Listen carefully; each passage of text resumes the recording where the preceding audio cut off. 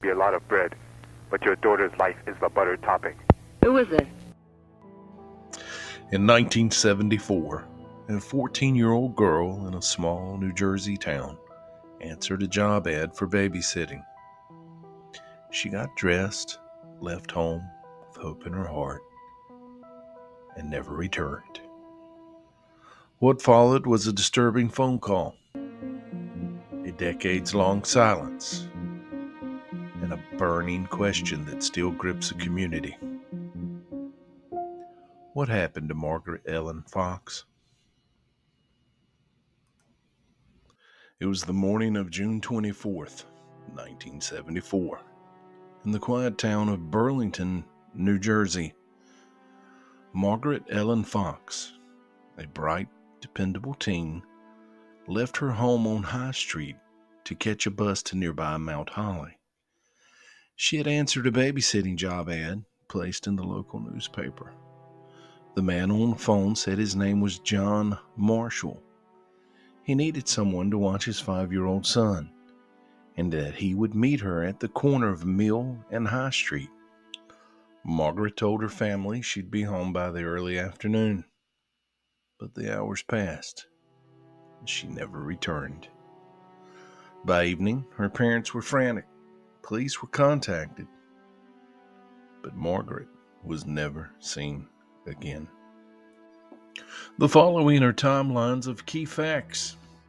June 19th, 1974, Margaret's family reports she had spoken with a John Marshall about a babysitting job. He gave very vague directions and asked her not to tell her parents. On June 24th, 1974, Margaret leaves home and boards a bus to Mount Holly around 8:40 a.m. Multiple witnesses later confirmed seeing her at the bus stop and possibly getting off in Mount Holly near her meeting location.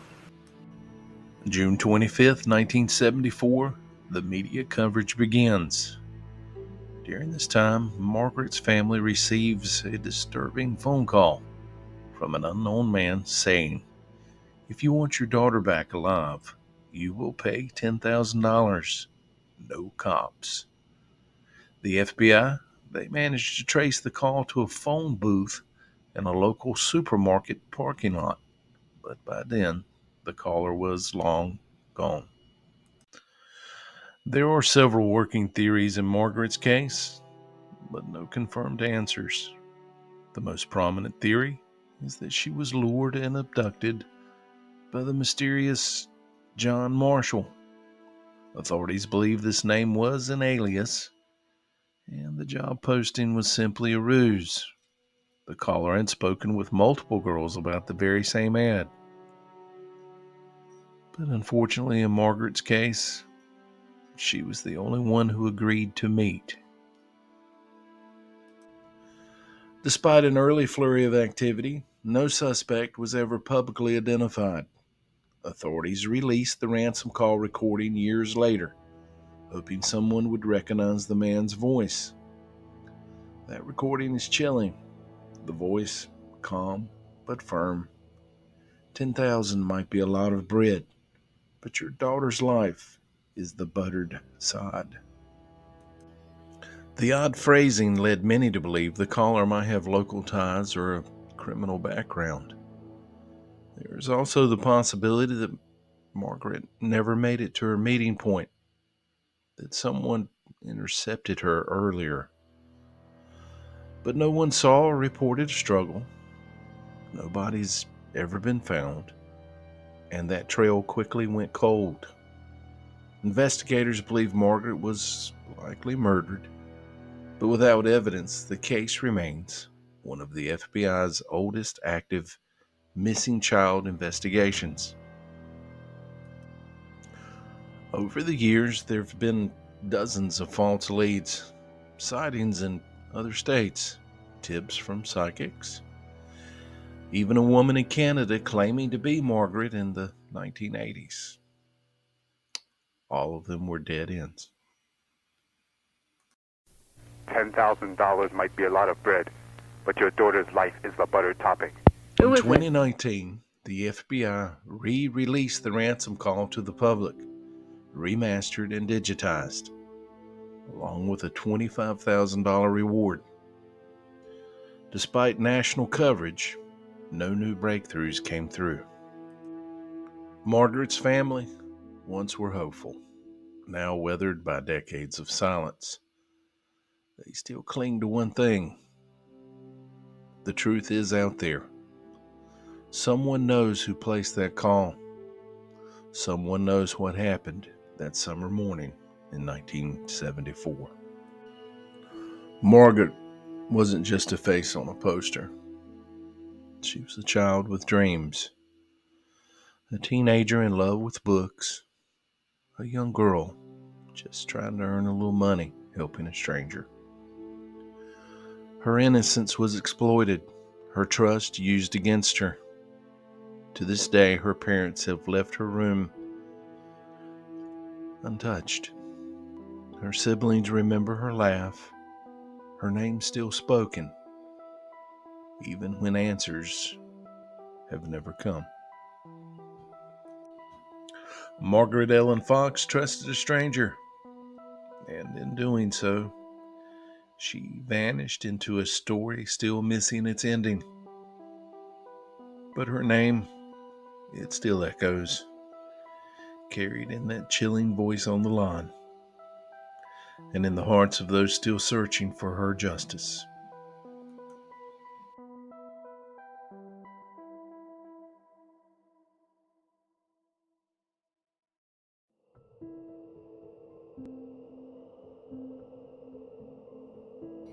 April 26, 1980. That night began as an ordinary Saturday in Manchester, New Hampshire. At least that's what it was planned to be. 14-year-old Laureen Rahn. She had stayed behind while her mother Judith had went out of town to attend a tennis match in Florida with her boyfriend. However, when Judith returned home, sometime around 1:15 a.m., she was met with an unsettling discovery. The hallway, shrouded in an unusual darkness, the apartment door unlocked. Inside, there was a figure that laid in Lauren's bed. Initially relieved, Judith's relief had quickly turned to confusion and then alarm. That person that was in the bed, it was not Lauren, but it was one of her friends. The friend was disoriented and groggy, and she recounted that Lauren had been with her and a male friend earlier in the evening. But then Lauren had simply just vanished. That evening, Laureen had invited two friends to the apartment. The trio spent the night socializing, drinking wine coolers and hanging out and just talking. The male friend, he reportedly left through the back stairwell. Later, Laureen's female friend fell asleep. And it was after this point that Laureen vanished. Significantly, Lauren, she had left behind her purse, money, and clothing. The apartment showed no signs of forced entry or even a struggle. The question of what happened within those apartment walls remains a chilling mystery. In the aftermath of Laureen's disappearance, the Rahn family was plagued by a series of disturbing and inexplicable phone calls. Multiple silent calls, received at odd hours. It created a sense of unease and dread. A relative of Judith reported receiving a call from a girl asking for Mike. Despite being told it was the wrong number, the girl persisted, asking quietly, "Is Mike there?" Before hanging up, the relative was convinced the voice belonged to Lauren. Judith later discovered long distance charges on her phone bill. The calls originated from motels in California, first in Santa Monica and then in Santa Ana. These motels were known to be associated with, for algorithm purposes, let's just say the dark side of the adult film industry and suspected trafficking activity. Judith traveled to California to investigate these leads. Her efforts, they yielded no trace of Laureen. The police were unable to determine the identity of the caller or the significance of these phone calls. Here's some theories and unanswered questions. The lack of concrete evidence has fueled numerous theories, each as intriguing and unsettling as the last. Runaway turned trafficking victim? This theory suggests that Lauren may have left the apartment willingly, perhaps to meet someone, and was subsequently lured into a trafficking ring. Phone calls from California motels, they lend credence to this theory, aligning Lauren's reported fascination with California and her aspirations of becoming an actress. Then there's a few known predator theories. The convenience store that Laureen was seen stocking wine coolers at earlier in the day. It's speculated that a person who was working there may have had a unusual liking for younger girls. And due to algorithm purposes, I won't elaborate on that, but it's also speculated that another man who lived only a few blocks away had this same strange liking and was arrested sometime later with certain things in his possession. And then there's the male friend who was with Laureen the night that she disappeared. He's never been publicly identified. Some believe he may have known more than he has admitted. Police did interview him but found no conclusive evidence. However, key questions do remain. Did Laureen leave with him? If so, why Laureen and not her friend? Was there an argument, an altercation? Did he really lock that back door? This same person unalived themselves in 2001 with a note that simply said, I can't take this anymore. Leaving speculation that maybe he was referring to Laureen Rahn.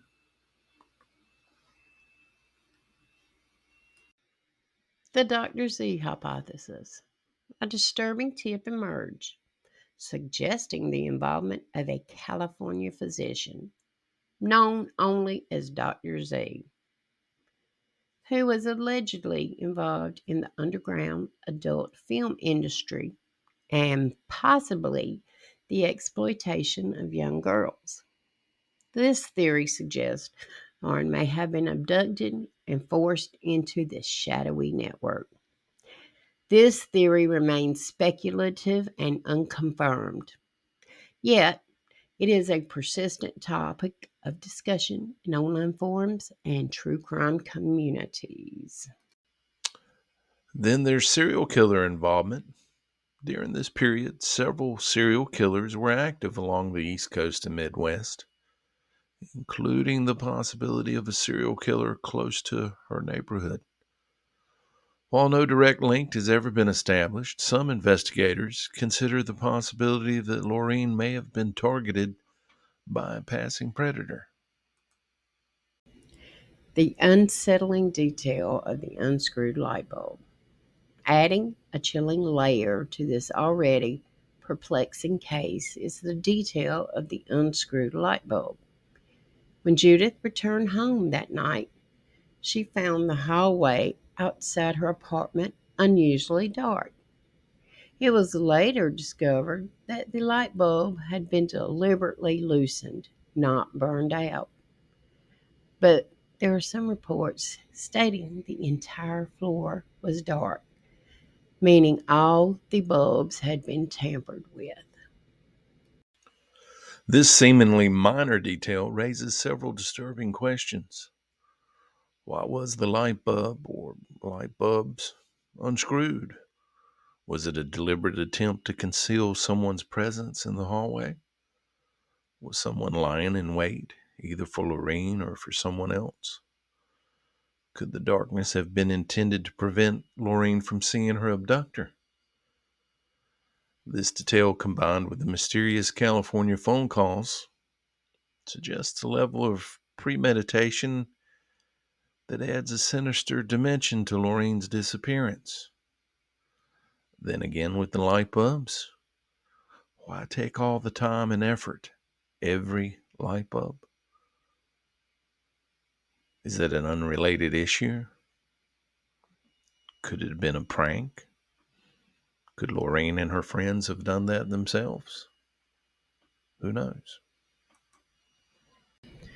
Despite extensive media coverage, including an appearance on Unsolved Mysteries, Lauren Rahn's case remains unsolved. Her mother, Judith, never relinquished hope, firmly believing that her daughter was abducted and did not run away. Judith passed away in 2005 without ever knowing the truth about Lauren's fate. Today, the disappearance of Laureen Rahn continues to haunt the landscape of true crime. The case remains active with the National Center for Missing and Exploited Children. Another stark reminder of the many unanswered questions and the ongoing search for truth.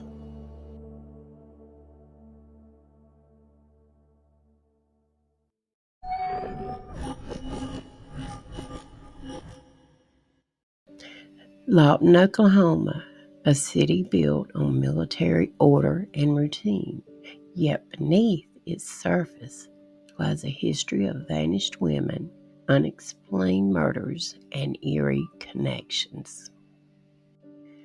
At the center of this mystery is Lisa Farmer, a young 18-year-old wife and mother who had just started a new chapter of her life. Married for only 3 months, she had recently moved into a new home with her husband and 14-month-old baby. On the night of August 2nd, 1983, Lisa spent her first night alone in the house. Her husband was away on a military training exercise, leaving Lisa and her child alone. By the following afternoon, Lisa was gone, and the only witness to whatever had happened was a crying child left alone in an unlocked home. Lisa's case is one of several tragic stories in Lawton, a town that had already seen multiple women strangled in their homes or lured to their deaths under disturbingly similar circumstances. But could this horror extend beyond Lawton? Just a 2.5-hour drive away, in Muskogee, another woman vanished under eerily similar circumstances. Was this the work of a single predator roaming from city to city? Or was it all a terrible coincidence? The last confirmed sighting of Lisa was at 8:30 p.m. on August 2nd, 1983. A neighbor saw her through the kitchen window, going about her evening. Sometime between then and the morning of August the 3rd, Lisa vanished without a trace. Her 14-month-old child was left behind, and it wasn't until 3 p.m. when neighbors investigated the sound of continuous crying that they discovered something was terribly wrong. The back door was unlocked. Lisa's money, jewelry, ID, and keys were untouched. The only thing missing? Lisa herself in a single floral print nightgown. No note, no signs of forced entry, no struggle. Would a devoted mother simply walk away, leaving her baby alone in an unfamiliar house that she had only lived in for 3 days? Or had someone entered through that unlocked back door? A visitor Lisa either knew and trusted, or someone skilled at slipping in unseen. Lisa was not the first young woman in Lawton to mysteriously vanish or meet a violent end. Just 5 years before, in 1978, another 18-year-old, Gina Lynn Bowman, was found strangled near a water tower. Her own pair of jeans used as the murder weapon. That following year, in 1979, yet another 18-year-old mother, Lillian Jean Watts, was strangled in her own home. She too was married to a military man who was away at Fort Sill on a 3-day exercise. When he returned, he found his 1-year-old daughter alone in the front room, unharmed.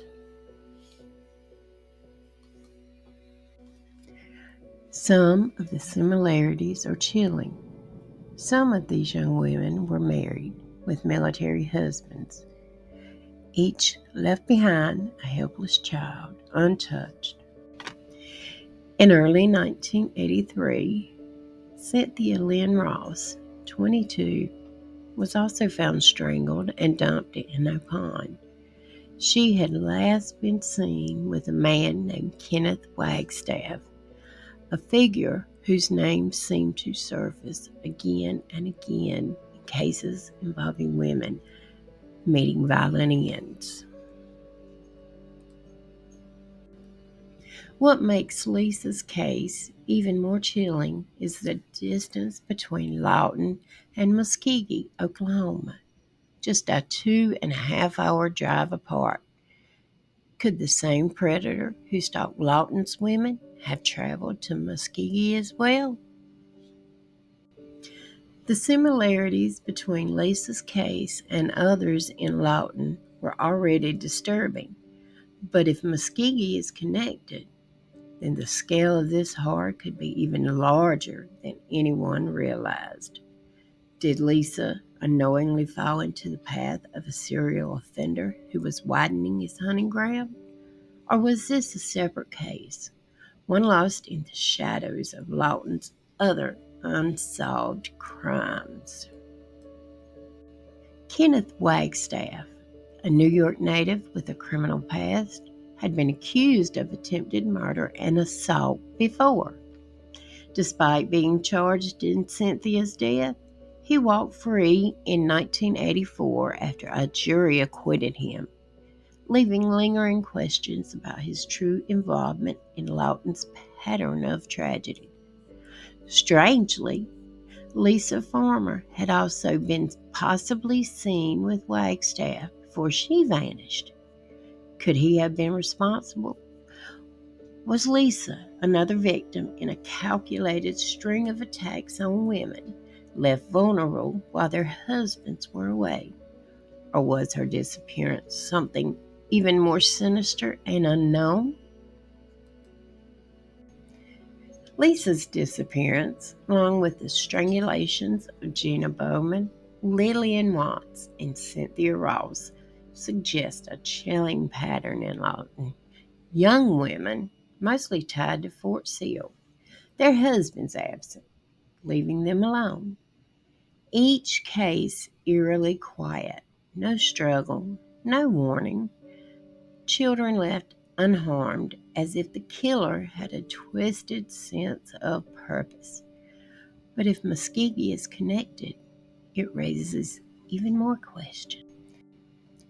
Was Lisa's disappearance the first in a wider pattern? one that would eventually spread beyond Lawton. Was there a single predator traveling between cities, exploiting the vulnerabilities of military wives left alone? Or were multiple attackers using the same cruel method, making these cases seem connected when they weren't? One disturbing possibility remains. If Lisa was murdered, where is her body? Lisa A. Farmer remains missing. Her case, one of Lawton's most haunting disappearances, is still open, waiting for the truth to emerge. Lisa's child, now an adult, grew up without a mother. Her family never received answers. Who took Lisa that night? Was she the victim of a known predator like Wagstaff? Why did he always manage to walk free? Did he have connections protecting him? Was her fate tied to the other women of Lawton and possibly Muskegee? Or did she encounter a killer no one ever suspected? One thing is certain. Somewhere, someone knows the truth.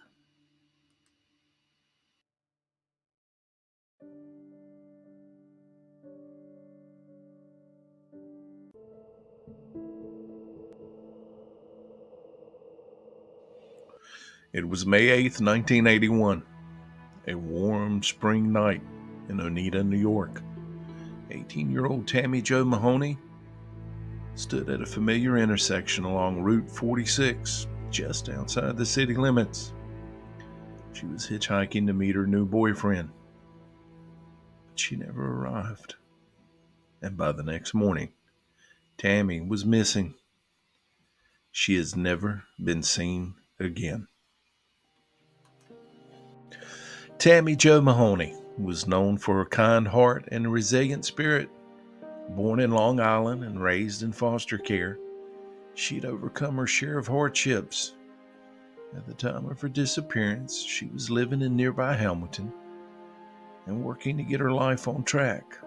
That spring, she had made plans, big plans. She had friends. She had someone she loved. And just like that, Tammy was gone. Witnesses later reported seeing Tammy get into a white van with several men near the intersections of Route 46 and Peterborough Road, which is also known as Route 31. That van would become the last confirmed sighting of Tammy Jo Mahoney. The following are timelines and theories. On May 8th, 1981, we do know Tammy was hitchhiking at a busy crossroads just outside Oneida. We also know a white van with multiple male occupants stopped, and Tammy got in. On May 9th, 1981, Tammy failed to arrive at her destinations, and it caused an alarm amongst her friends. Well, early investigations, despite reported sightings, there's no physical evidence. Her body was never found. Police have canvassed the area and questioned dozens, but no one has ever been charged. Moving into the 1900s on to the 2000s, well, years passed. Whispers continued to swirl around the Oneida Nation territory, where the van was allegedly headed. Rumors of a very violent SA and a group involvement persist. Some said Tammy was taken to a party.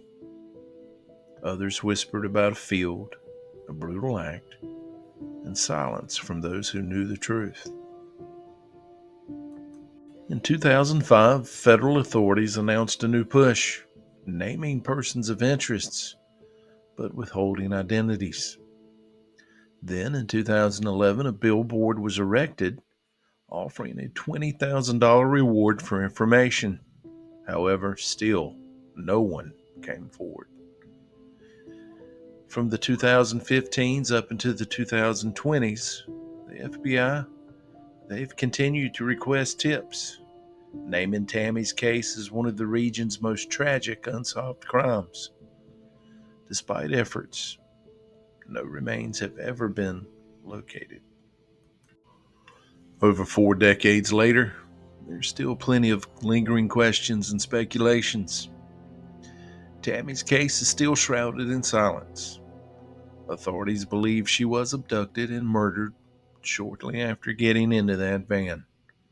Some of the individuals believed to be involved are still alive. Others have since passed away.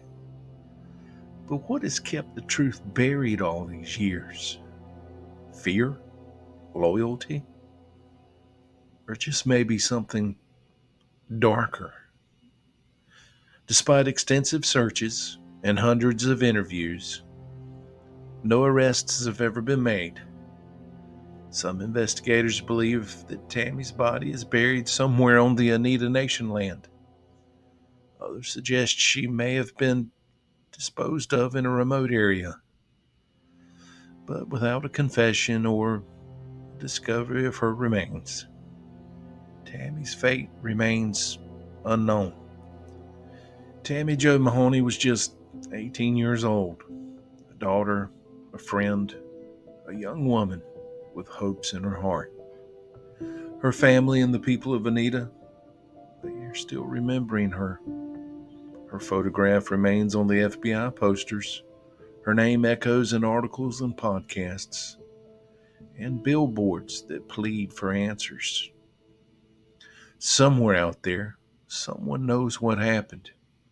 And after all these years, Tammy's story is still waiting for its ending. If you found this story haunting, share it. Maybe the right pair of eyes or ears will see it, and a mystery can be solved.